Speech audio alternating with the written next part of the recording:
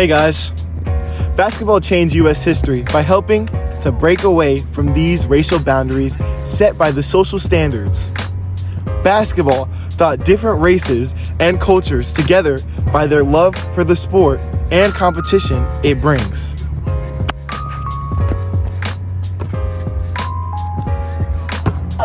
Whoa.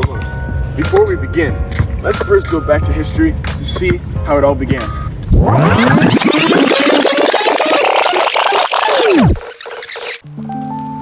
To start, let's learn about the creator of basketball, James Naismith. He was born on November 6th, 1861 in Almonte, Ontario, and was raised by his parents, John Naismith and Margaret Young. After graduating from college in Montreal with his theology degree, Naismith taught a gym class full of football and lacrosse athletes. He and the kids both exemplified their love for athletics, physical education, and sports. As the football and lacrosse seasons ended, there were other options in the gym class like marching, calisthenics, and apparatus work. Luther Hazley Gulick was a superintendent of physical education at the college. He pleaded for an indoor sport that would be fun to play, easy to learn, and easy to play in the winter by using artificial light. Two instructors failed to complete this request, but not Naismith. Due to the lack of the kids' motivation and interest to be involved in the dull gym work, Naismith got to work. We wanted to create a game that was easy to understand, yet complex enough to make it interesting to play. He wanted to keep the roughness of football and soccer out of this new game. He took different attributes of different games and combined certain parts of them to create the game of basketball. He used the passing aspect of American rugby, the jump ball from the English rugby, and the use of a goal from lacrosse, the size and shape of the ball from soccer, and he used the unique aspect of one of his childhood games called Duck on a Rock, where there is a vertical opening high enough that the ball would have to be thrown into the goal rather than tossed.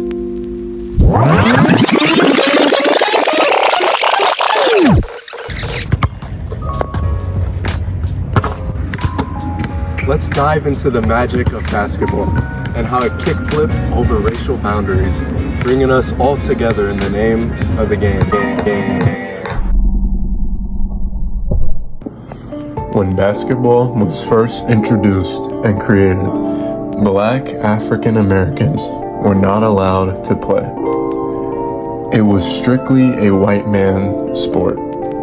These were some of the first racial boundaries that separated whites from blacks. Before 1949, black players were banned from the NBA. Black fives, which you can think of as the starting five, started to pave the way for African Americans, not only in basketball, but in other sports and different aspects of life. The ban for blacks playing basketball was later changed to a segregation law. They could play, but they could not only be on a team of other blacks.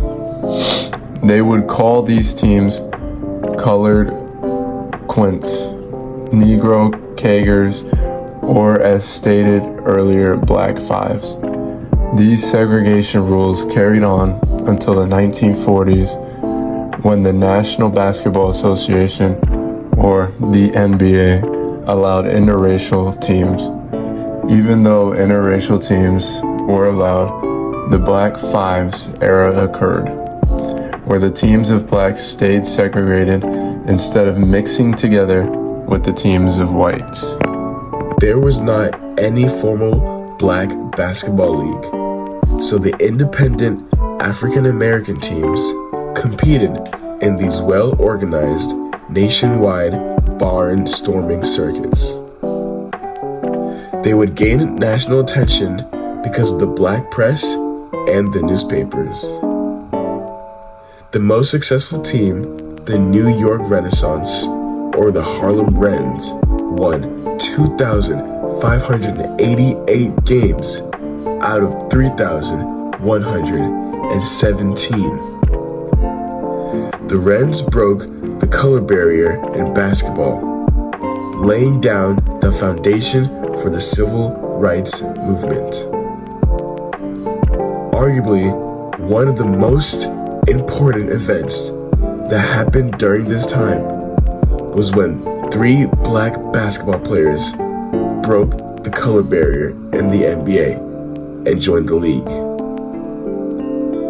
This news became worldwide and spread to places like New York, Philadelphia, and even Baltimore, where African boys and even other races heard the news and felt like they had a chance in playing in such a fun sport.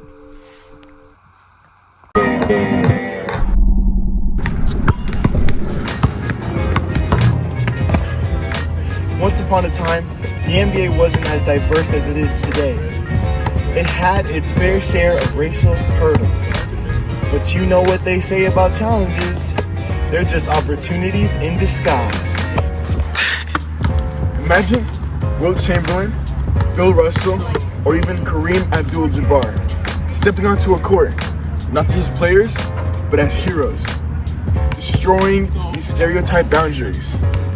They showed us that talent doesn't care about the color of your skin or your jersey. Remember when Jackie Robinson swung for the fences in baseball? Well, that swing resonated in basketball too, sparking a movement that turned the NBA into a web of skills and stories. So here's the takeaway.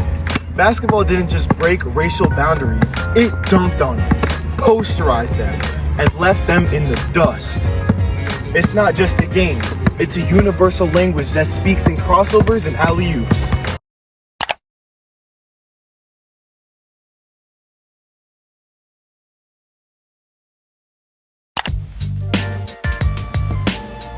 Not only did basketball have an impact on the world, but it had a huge impact on culture, changing the course of history.